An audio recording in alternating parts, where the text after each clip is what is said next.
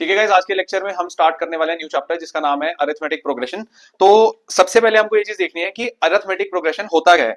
अब arithmetic word का मतलब होता है anything that is related two numbers and operations. Numbers and operations. अब आप बोलेंगे सर ऑपरेशन ये डॉक्टर का ऑपरेशन थिएटर नहीं है, ऑपरेशन यानी कि प्लस माइनस डिवाइड और मल्टीप्लाई। तो ये ऑपरेशंस नंबर से रिलेटेड है। और प्रोग्रेशन का मतलब क्या होता है? प्रोग्रेशन का मतलब कहीं बच्चे ऐसा मान लेते हैं कि सर ये तो एक सीक्वेंस होता है या एक सीरीज होती है, राइट। अब देखो जैसे अरिथमेटिक प्रोग्रेशन का मतलब ये होता है कि एक ऐसा प्रोग्रेशन, राइट, ठीक है। हम इसको इस तरीके से देख सकते हैं कि it is a progression of numbers in which the difference between any two successive numbers या नंबर्स की जगह आप बोलो टर्म्स इज द सेम। अब मेरा बोलने का मतलब क्या है? एनी टू सक्सेसिव टर्म्स के बीच का डिफरेंस सेम है, इसका मतलब क्या है? इसका मतलब ये है कि अब जैसे मान लो मैं कोई भी एक रैंडमली कोई भी एक नंबर ले लेता हूं। जैसे मान लो एग्जांपल में कोई नंबर ले लेता हूं, आप ही बोलो, बताओ लक्ष्य कोई नंबर बोलो। 27 बोल दिया लक्ष्य ने, इसने बोल दिया 27। अब एक ऐसा नंबर सोचो जो मैं इसमें ऐड कर सकता हूं, कोई भी छोटा नंबर बोल दो। 7 बोल दिया। अब जैसे मान लो 27 में मैं 7 प्लस करूंगा, क्या प्लस करूंगा? 7। बताइएगा इस क्या बनेगा? क्या बनेगा? हमारे पास बनेगा 34। अब 34 में भी क्या प्लस कर दिया जाएगा? 7। क्या बनेगा बताइए? 41। 41 में फिर 7 प्लस कीजिए, क्या बनेगा? क्या बनेगा? 48। इसमें फिर 7 प्लस कीजिए, क्या बनेगा? 55। अब ये प्रोसेस आप करते जा सकते हैं, करते जा सकते हैं, करते जा सकते हैं। कहां तक करते जा सकते हैं? इन्फिनिटी तक करते जा सकते हैं। अब हो क्या रहा है, आप मुझे एक बात बताएं। हमने एक नंबर से स्टार्ट किया था, किस नंबर से हमने स्टार्ट किया था? 27 से। और हर टर्म में मैं कितना नंबर ऐड करता जा रहा हूं? 7 ऐड करता जा रहा हूं। अब गाइस ये जो ऊपर लिखा है कि एनी टू सक्सेसिव टर्म्स, क्या लिखा है? Any two successive terms. क्या लिखा है guys? Any two successive terms. ये जो लिखा है एनी टू सक्सेसिव टर्म्स, इसका मतलब ये है कि अगर मैं 27 और 34 को ले लूं, ये टू सक्सेसिव टर्म्स है। 34 और 41 को ले लूं, 41 और 48 को ले लूं, एंड सो ऑन। अब दो सक्सेसिव टर्म्स का मतलब जो एक के बाद एक आती है। अब इनमें हमेशा डिफरेंस क्या रहेगा? अब देखो 27 और 34 में डिफरेंस क्या होगा? हमेशा ऑब्वियसली 7 का रहेगा। अच्छा, आपका 41 और 34 में भी क्या डिफरेंस रहेगा? सब में 7 का रहेगा। तो अगर मैं इसको आगे इंफिनिटी तक बनाता चला जाऊं, इसको आगे नॉन स्टॉप, तो ये एक प्रोग्रेशन बन जाएगा। क्या बन जाएगा? एक प्रोग्रेशन। लेकिन इस टाइप के प्रोग्रेशन को क्या कहा जाता है गाइस? इस टाइप के प्रोग्रेशन को कहा जाता है अरिथमेटिक प्रोग्रेशन। तो ये अरिथमेटिक प्रोग्रेशन का मतलब क्या हुआ कि एक नंबर्स की ऐसी सीरीज है जिसमें हर दो टर्म्स, और हर दो टर्म्स ऐसे ऐसे तो मैं कोई भी टर्म नहीं उठा लेनी है मुंह उठा के कि भाई 27 और 48 उठा लिया, ये भी तो दो टर्म्स हैं।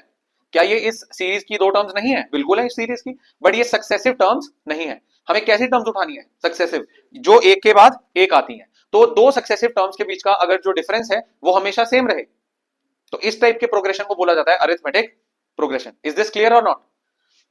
ओके, अब अरिथमेटिक प्रोग्रेशन में कुछ टर्म्स हैं, कुछ टर्मिनोलॉजीज हैं जो आपको याद रखनी है, राइट। तो कुछ टर्म्स हैं, अब उन टर्म्स को आप प्लीज नोट डाउन साथ साथ कीजिए।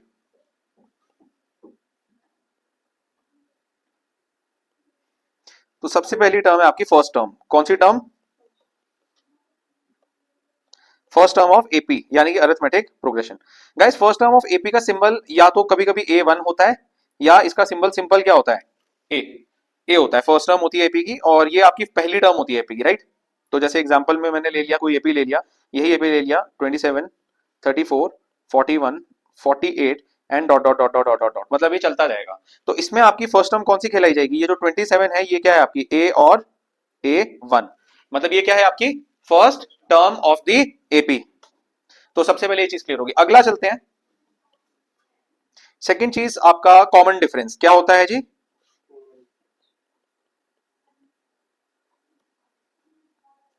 सो गाइस कॉमन डिफरेंस का जो सिंबल होता है small D, cursive D. And common difference आपका वो वैल्यू है जो दो सक्सेसिव टर्म्स को माइनस करके आती है। जैसा अभी जो हमने एग्जांपल लिया, क्या एपी हमने एग्जांपल में लिया guys? 27, 34, 41, 48 and dot dot dot dot so on. इसके अंदर अगर मैं दो टर्म्स को माइनस कर दूं, अब गाइस अगर मैं दो टर्म्स को माइनस कर दूं तो इनको माइनस करके डिफरेंस कितना आ रहा है इसमें? बाकी 34 एंड 41 में भी डिफरेंस कितना आ रहा है? 7। 41 और 48 में भी कॉमन डिफरेंस क्या आ रहा है? 7। तो कॉमन डिफरेंस होता है कि जो दो टर्म्स के बीच का डिफरेंस होता है। ये बात सबको क्लियर है? और इसका सिंबल क्या यूज होता है आपका? Small D. अगली चीज आती है आपके पास nth टर्म। कौन सी टर्म? nth term. तो nth टर्म का मतलब होता है कि आपकी कोई पोजीशन होगी टर्म की एपी में, उसकी पोजीशन को डिफाइन करेगा। अब जैसे मान लो अभी पहले एपी को लिख लेते हैं, मैंने एपी लिख लिया 27, 34, 41, 48 and so on, right guys. अब अगर मैं देखूं कि यहाँ पे ये पोजीशन, अगर मैं यहाँ पे पोजीशंस लिखूं इनकी, क्या लिखूं, पोजीशंस। तो जो फर्स्ट टर्म है 27, इसकी पोजीशन क्या है 1, 34 क्या पोजीशन है 2, 41 की क्या पोजीशन है 3, 48 की क्या पोजीशन है 4। तो गाइस अब मैं अगर मैं इसको बोलूं कि टर्म कौन सी है, टर्म कौन सी है, तो 27 जो है वो मेरी इसकी पोजीशन क्या है 1, तो वो कौन सी टर्म हुई, फर्स्ट टर्म, तो उसको लिखेंगे A1, करेक्ट। आपकी 34 कौन सी पोजीशन पे है 2, तो कौन सी टर्म हुई, सेकंड टर्म, कैसे लिखेंगे A2। 41 को क्या लिखेंगे, थर्ड टर्म A3, 48 को A4 एंड सो ऑन। अगर कोई भी टर्म आपकी, मान लो आगे जाके कोई टर्म आपकी इसमें आ जाती है x, तो उस x और इसकी पोजीशन क्या है, मान लो आपकी पोजीशन क्या है इसकी n, तो ये कौन सी टर्म हुई आपकी nth टर्म। अब nth टर्म का मतलब कोई फिक्स वैल्यू नहीं है, कहने का अर्थ ये है, कहने का मतलब ये है कि अगर 27 फर्स्ट टर्म है और उसके जस्ट बाद 34 आता है, उसके बाद 41 आता है, उसके बाद 48 आता है, और उसके बाद बहुत सारी टर्म्स आती हैं जितनी भी हैं, और किसी पोजीशन पे जाके कोई टर्म आती है और वो है x, तो उसकी पोजीशन क्या है, मैंने उसकी पोजीशन को क्या मान लिया है, उसकी पोजीशन को मैंने मान लिया है n, तो वो nth टर्म हुई। अब अगर मान लो कि उसकी पोजीशन कितनी है, n की वैल्यू क्या है 10, तो वो कौन सी टर्म हुई A10, 10th टर्म। अगर उस टर्म की पोजीशन हुई मान लो 2432, तो वो कौन सी टर्म हुई, वो हुई 2430 सेकंड टर्म। समझ आई बात। तो ये जो nth टर्म होती है, इसका मतलब होता है ये जनरल कोई भी टर्म हो सकती है एपी की, पर अगर आप उसमें n की वैल्यू स्पेसिफाई कर दो, n की वैल्यू रख दो, तो आपको एग्जैक्ट पोजीशन पता लग जाएगी कि वो आप कौन सी टर्म की बात कर रहे हैं। ये बात समझ में आ गई। जैसे फॉर एग्जांपल 41 है, तो इसमें n की वैल्यू क्या है, यहाँ पे पोजीशन क्या है, इस पे यहाँ पे इसकी 3। अब पोजीशन के लिए, पोजीशन आपका, पोजीशन जो है वो n है, पोजीशन क्या है आपका n, ये देखो पोजीशन मतलब n, और कौन सी टर्म है, first term, second term, third term, fourth term and so on till nth term. तो ये होती है आपकी nth term of an AP, किसी भी पोजीशन पे हो सकती है, कोई भी टर्म हो सकती है। आपकी सेकंड टर्म भी nth टर्म हो सकती है, बट उसमें n की वैल्यू क्या होगी 2। आपकी फोर्थ टर्म भी nth टर्म हो सकती है, बट उसमें n की वैल्यू क्या रहेगी आपकी, बताइए 4, वेरी गुड। तो ये होती है nth term of an AP. First term समझ में आ गया आपको, आपको कॉमन डिफरेंस समझ में आ गया, और आपको nth टर्म भी समझ में आ गया, राइट। ओके गाइस, अब आगे देखते हैं।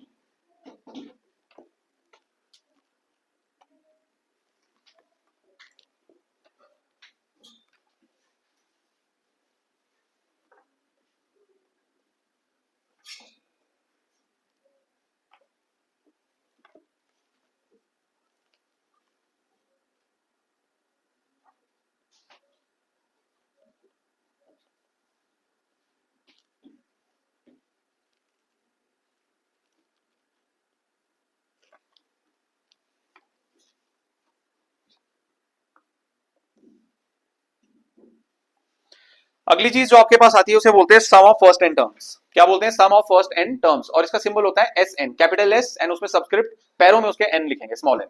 अब एग्जांपल से समझते हैं, जैसे मान लीजिए मैं कोई एपी बना लेता हूं, राइट, छोटा एपी ले लेते हैं, फर्स्ट टर्म ले लेते हैं ना, इसमें 2 का डिफरेंस रखते हैं, कॉमन डिफरेंस 2 ले लेते हैं, तो अगली टर्म क्या होगी 3 plus 2 5 plus 2 7 9 11 13 and so on till कौन सी टर्म, nth टर्म ए है। अब guys sum of first n terms का मतलब होता है कि पहली एन टर्म्स का सम। अब जैसे मान लीजिए मैं लिखता हूं S3, तो इसका मतलब क्या हुआ गाइस, सम ऑफ क्या, सम ऑफ फर्स्ट कितनी टर्म्स, फर्स्ट 3 टर्म्स। तो इसका मतलब क्या हो गया, इसमें फर्स्ट टर्म हो जाएगी A1 प्लस सेकंड टर्म क्या हो जाएगी A2 प्लस थर्ड टर्म क्या हो जाएगी A3। अब बताइए गाइस, A1 कितना है मेरे पास 1, सेकंड टर्म A2 कितना है 3 एंड थर्ड टर्म कितना है मेरे पास 5, करेक्ट। इनकी वैल्यूज यहाँ पुट कीजिए और ऐड कीजिए, कितना बनेगा 1 प्लस 3 प्लस 5, कितना आ रहा है 9। तो आपको ये समझ आ गया कि sum of first n terms का मतलब क्या होता है, कि पहली एन टर्म्स का आपको सम निकालना है। अगर यहीं पर गाइस मैं आपको बोलूं कि सम ऑफ फर्स्ट 5 टर्म्स निकालो, तो इसमें आप किन किन क्या क्या टर्म्स को ऐड कर लोगे, A1 plus A2 plus A3 plus A4 plus A5, यानी कि आपको 1 2 3 4 5 पहली 5 टर्म्स का सम करना है। तो क्या बनेगा बताइए, ऐड कीजिए, 3 प्लस 1 4 18 25। तो सम ऑफ फर्स्ट 5 टर्म्स क्या आ जाएगा आपके पास 25।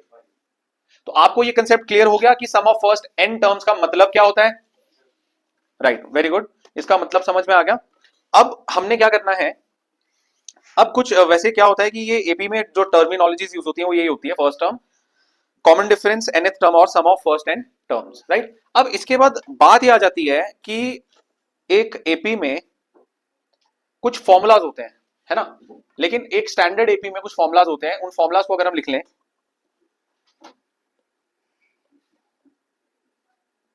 Formulas for arithmetic progression, right guys. तो सबसे पहला फॉर्मूला आपके पास किस चीज का आता है, बताइए, nth टर्म का।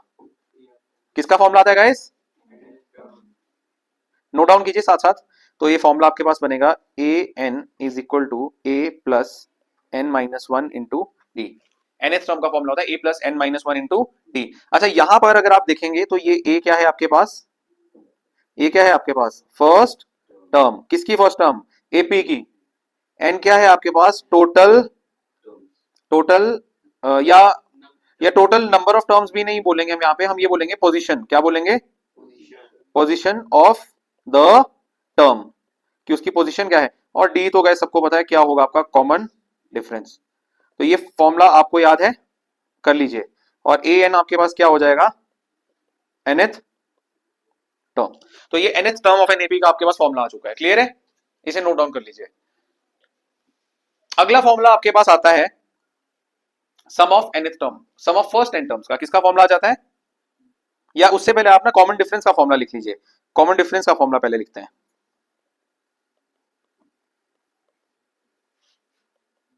सो कॉमन डिफरेंस मैंने आपको क्या बताया था एक्सप्लेनेशन करती बारी, कि कोई भी दो कंसेक्यूटिव टर्म्स आप लेंगे तो उनका डिफरेंस होगा, राइट। तो कॉमन डिफरेंस का फॉर्मूला बनेगा, common difference is equal to nth term minus n minus one term, right guys. तो डी तो यहां पे आपको पता है क्या हो जाएगा आपका कॉमन डिफरेंस, ए आपके पास क्या हो जाएगी, nth टर्म, और ए एन माइनस वन हो जाएगी आपके पास term preceding, term preceding the nth term. अब इसका मतलब क्या होगा, इस इंग्लिश तो सबकी इतनी बहुत तो होती है कि मतलब सब पता हो इसका वर्ड का, प्रीसीडिंग का मतलब क्या होता है, जस्ट किसी चीज से पिछला। तो अगर अगर मान लीजिए nth टर्म मैं ले रहा हूं, फोर्थ टर्म, कौन सी टर्म ले रहा हूं, फोर्थ, तो इससे जस्ट पिछली कौन सी होगी, थर्ड टर्म। तो आप फोर्थ और थर्ड टर्म को माइनस करो, क्या आ जाएगा आपके पास, कॉमन डिफरेंस। अच्छा, अगर मैं nth टर्म को ले लूं, टेंथ टर्म, तो आप इसमें से कौन सी टर्म माइनस करेंगे, जस्ट इसकी प्रीसीडिंग टर्म, नाइन्थ टर्म। तो ये आपको फंडा क्लियर हो रहा है कि नहीं हो रहा। तो आप कोई भी दो सक्सेसिव टर्म्स लीजिए, है ना, आप उनको माइनस कीजिए, लेकिन माइनस भी ऐसे नहीं करना है कि पिछली को अगली से माइनस कर दिया, अगली टर्म को पिछली से माइनस करना है। ये देखिए, इसमें आपने क्या करना है, एग्जांपल के तौर पे देख लीजिए। जैसे मान लीजिए अगर मैं बोलता हूँ कॉमन डिफरेंस आपका हो सकता है seventh term minus six term, common difference आपका हो सकता है second term minus first term, etcetera. मतलब आपको कोई भी टर्म लेनी है और उसे पिछली टर्म उसी में से क्या कर देनी है, माइनस कर देनी है। तो आपके पास क्या निकल आता है गाइस, आपके पास आ जाता है कॉमन डिफरेंस। तो ये कंसेप्ट क्लियर है सबको, आगे चलते हैं। अगला फॉर्मूला आपके पास आता है sum of first n terms का फॉर्मूला। तो इसके भी दो तरीके से फॉर्मूलाज आपके बनते हैं। थर्ड फॉर्मूला आपके पास आता है sum of first n terms.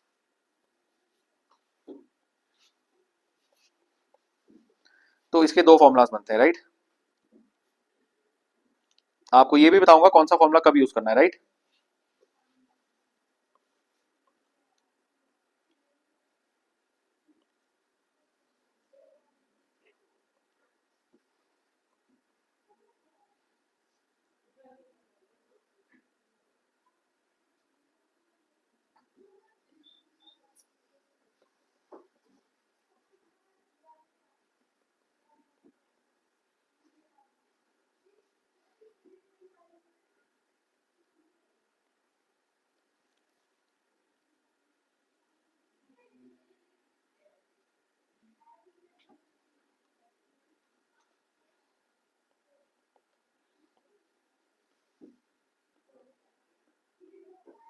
तो गाइस यहाँ पे आपकी क्या बातचीत आ रही है, देखो, अगर आपको जितनी टर्म्स का सम निकालना है उसमें लास्ट टर्म आपको बताओ, कौन सी टर्म बताओ, लास्ट टर्म।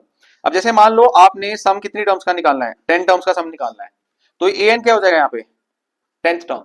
तो आपको फर्स्ट टर्म और लास्ट टर्म 10th टर्म पता होनी चाहिए, तब आप कौन सा फॉर्मुला यूज कर सकते हैं, तब आप ये सेकंड वाला फॉर्मुला केस 2 वाला यूज करेंगे। अगर मतलब आपको फर्स्ट और लास्ट टर्म बताओ, डायरेक्टली आपको लास्ट टर्म बताओ। लेकिन अगर आपको लास्ट टर्म नहीं पता है और आपको सिर्फ ए एंड डी पता है, तब आप ये वाला क्लासिक फॉर्मुला यूज कर सकते हैं। बात समझ में आई? अब जैसे ये फॉर्मुला आपको याद रखना है, right? Sum of first n term का ये फॉर्मुला आपका आ गया। अब गए जहां तक, अब ये तो आ गए आपके फॉर्मुलाज। अब कुछ सम के बारे में कुछ ट्रिक्स हैं, sum of first n terms में कुछ इंपॉर्टेंट ट्रिक्स हैं, वो देख लेते हैं, ठीक है?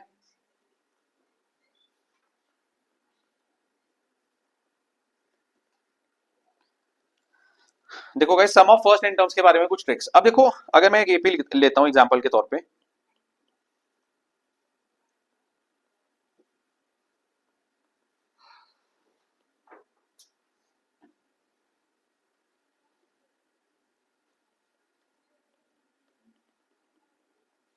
तो एक मैंने एपी लिया है जिसमें फर्स्ट टर्म आपकी क्या है गाइस? फर्स्ट टर्म क्या है आपकी? 2। और कॉमन डिफरेंस आपका क्या है? कोई दो टर्म्स को माइनस करो, बताओ। अगर मैं आपको मान लो थर्ड टर्म और सेकंड टर्म को माइनस करता हूं, तो क्या बनेगा? 6 माइनस 4 कितना आ जाएगा? 2। तो कॉमन डिफरेंस आपके पास आ रहा है 2, करेक्ट? फर्स्ट टर्म आ गई 2 और कॉमन डिफरेंस आ गया 2। अब गाइस नोटिस कीजिएगा, अगर मैं ऐसा बोलता हूं, सबसे पहली ट्रिक जो है, अगर मैं बोलता हूं S1, S1 का मतलब क्या हुआ? Sum of first one terms, first one term. तो sum of first one term का मतलब तो फर्स्ट वन खुद ही होगी, फर्स्ट टर्म खुद ही होगी। तो इसका मतलब ये हुआ गाइस कि sum of one term first term खुद ही होती है। ये चीज समझ में आ गई? पहली ट्रिक कि फर्स्ट टर्म का जो सम होता है वो फर्स्ट टर्म खुद ही बन जाती है।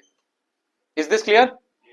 ओके, ये चीज समझ में आ गई। अब सेकंड ट्रिक ये है, सेकंड ट्रिक देखिए। अब अगर मैं ऐसा बोलता हूं कि मान लीजिए कि सम ऑफ फर्स्ट, अब जैसे मेरे पास एक एपी है, मान लीजिए A1 A2 A3 A4 and so on till कितनी टर्म्स है इसमें? n टर्म्स है, nth टर्म, राइट? तो अगर मैं पहली टर्म का सम करता हूं तो वो क्या है? Sum of first term. अगर मैं पहली दो को ऐड करता हूं तो वो क्या है? Sum of first two terms. अगर मैं पहली तीन को ऐड करता हूं तो वो क्या है? Sum of first three terms. अगर मैं पहली चार को ऐड करता हूं तो वो क्या आ जाता है मेरे पास? Sum of first four terms. ये कंसेप्ट तो ऑलरेडी आपको क्लियर हो चुका है। अब समझते हैं कि अगर मैं ऐसा लिख लूं, सबसे पहली चीज कि सम ऑफ वन टर्म क्या हो जाएगा मेरे पास? फर्स्ट टर्म खुद ही हो जाएगी, जैसा भी हमने ऊपर समझा। सम ऑफ फर्स्ट टू टर्म्स मेरे पास बन जाएगा, फर्स्ट टर्म और सेकंड टर्म को ऐड करके आ जाएगा, करेक्ट? Right guys? अब यहां पर अगर मैं, और sum of first three terms मेरे पास क्या आ जाएगा? A1 plus A2 plus A3, correct guys? And so on, में आगे कितना भी देख सकता हूं। अब अगर मान के चलो पहले दो से मैं क्या कर रहा हूं? मैं करता हूं sum of first two terms minus sum of first one term. देखो, S2 माइनस S1 करता हूं तो मेरे पास क्या बनेगा? Sum of first two terms, S2 क्या है बताओ? A1 plus A2 minus S1 क्या है? A1। तो ये क्या बनेगा? A1 plus A2 minus A1। इसमें A1 कट गया, मेरे पास क्या आ रहा है? A2। मतलब अगर मैं पहली दो टर्म्स के सम में से पहली एक टर्म का सम माइनस करूं तो मेरे पास सेकंड टर्म आ रही है कि नहीं आ रही है? यस और नो? अच्छा, अगर मैं सेकंड और थर्ड में करूं, जरा सेकंड और थर्ड में चेक करो। अगर सेकंड और थर्ड में मैं करूं sum of three terms minus sum of two terms, correct guys? अब सम ऑफ थ्री टर्म्स मेरे पास क्या है? A1 plus A2 plus A3 minus sum of two terms A1 plus A2। ये आ गया। अब ये क्या बनेगा गाइस? देखो, ब्रैकेट खोलेंगे, A1 plus A2 plus A3 minus A1 minus A2। तो इसमें A1 और A2 कैंसिल कर देंगे तो मेरे पास क्या बचेगा गाइस? सिर्फ A3। तो अगर मैं ऐसा बोल रहा हूं कि sum of three terms minus sum of two terms, मेरे पास थर्ड टर्म ही आ जा रही है। क्योंकि आप नोटिस करो ऊपर भी, यहां पर देखो कि अगर मैं सम ऑफ वन टर्म और सम ऑफ टू टर्म्स में से माइनस करूं तो मेरे पास क्या बच रहा है? ये देखो क्या बच रहा है मेरे पास? मेरे पास बच रहा है A2। ये मेरे पास है क्या है? Sum of three terms. और ये मेरे पास क्या है? Sum of two terms. तो sum of three terms minus sum of two terms, मेरे पास क्या बच रहा है? Third term. अच्छा, ये क्या है मेरे पास? Sum of four terms. और ये क्या है? Sum of three terms. तो sum of four terms minus sum of three terms, क्या मेरे पास बचेगा? Fourth term. तो ये पैटर्न समझ में आ रहा है कि क्या चल रहा है pattern?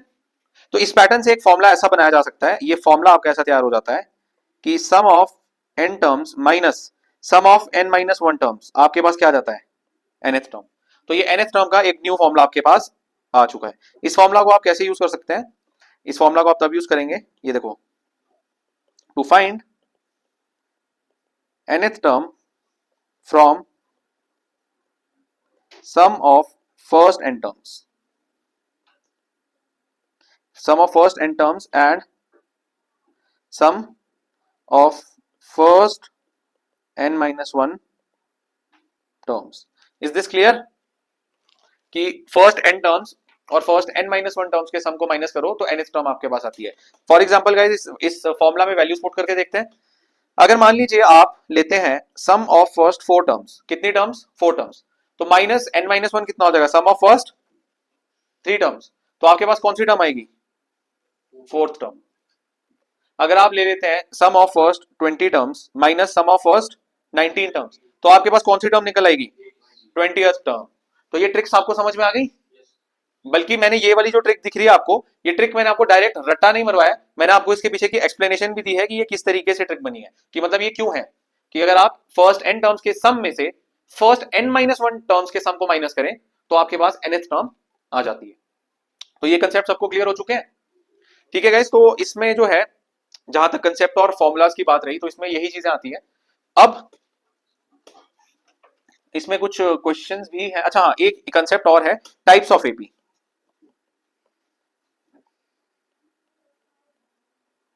Types of arithmetic progression, right guys?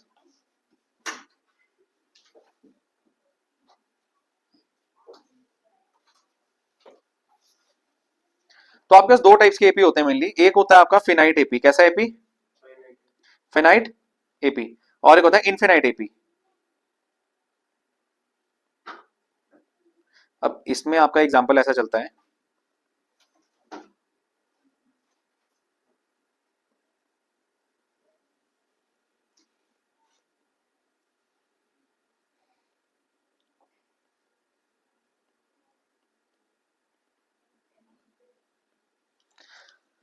अब देखो फिनाइट एपी का मतलब होता है, आप एक सबसे मेन चीज जो नोटिस करने वाली है, यहां देखिए first term second third fourth fifth term के बाद क्या आपको डॉट डॉट डॉट डॉट यहाँ पे दिख रहा है?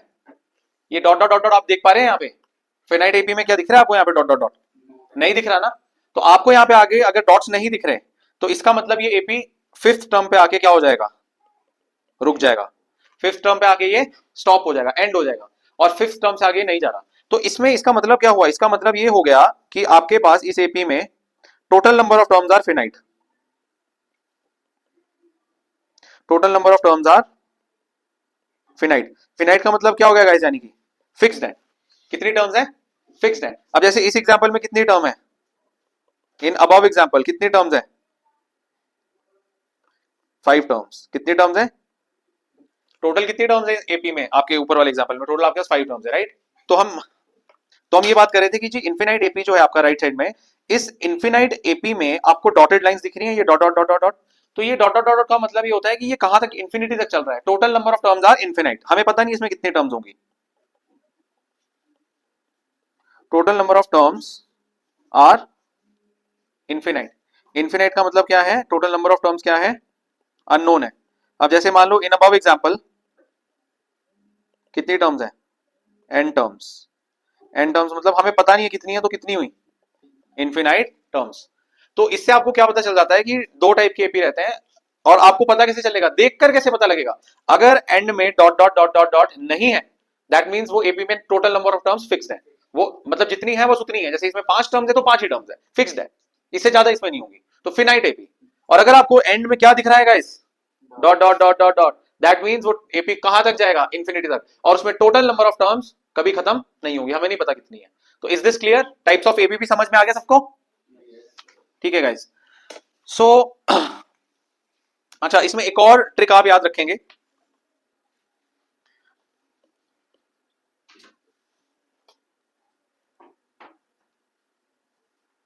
अगर हम एपी को रिवर्स कर दें, क्या कर दें एपी को?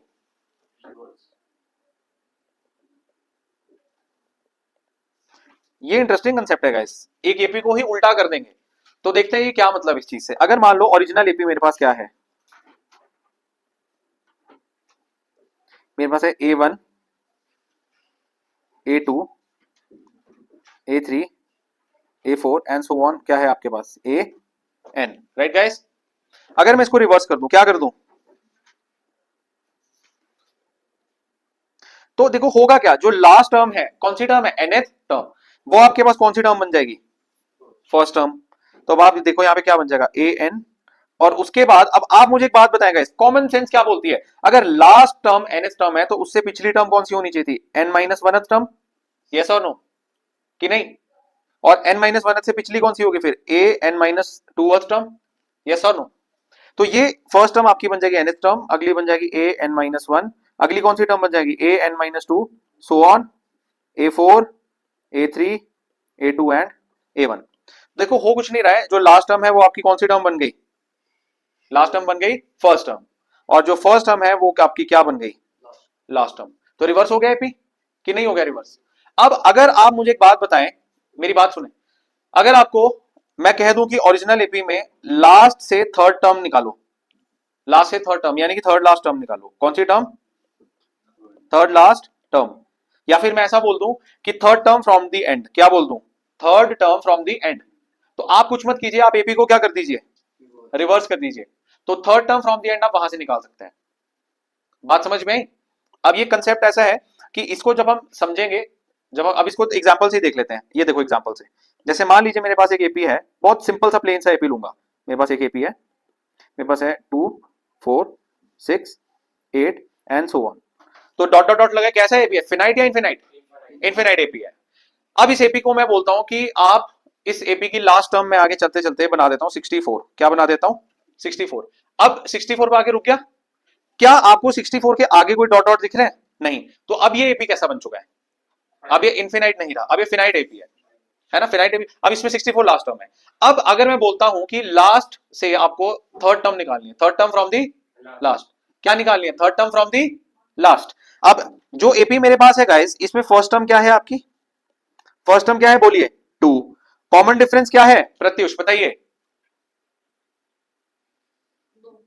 2 है, वेरी गुड, दो टर्म को माइनस कर लिया, जैसे 8 माइनस 6, 6 माइनस 4, कुछ भी कर लो, कॉमन डिफरेंस है 2, और nth टर्म कौन सी है आपकी, लास्ट टर्म 64 क्या है आपकी, नोटिस कीजिए ये वाली टर्म कौन सी होती है आपकी, nth टर्म। पोजीशन पता है हमें इसकी, क्या हमें पता है इसकी पोजीशन क्या है 64 की, तो इसलिए हम क्या बोलेंगे, इसकी पोजीशन क्या है, nth टर्म। अब 2 की पोजीशन पता है 1 है, 4 की 2 है, 6 की 3 है, 8 की आपकी पोजीशन 4 है, 64 की नहीं पता, तो nth टर्म।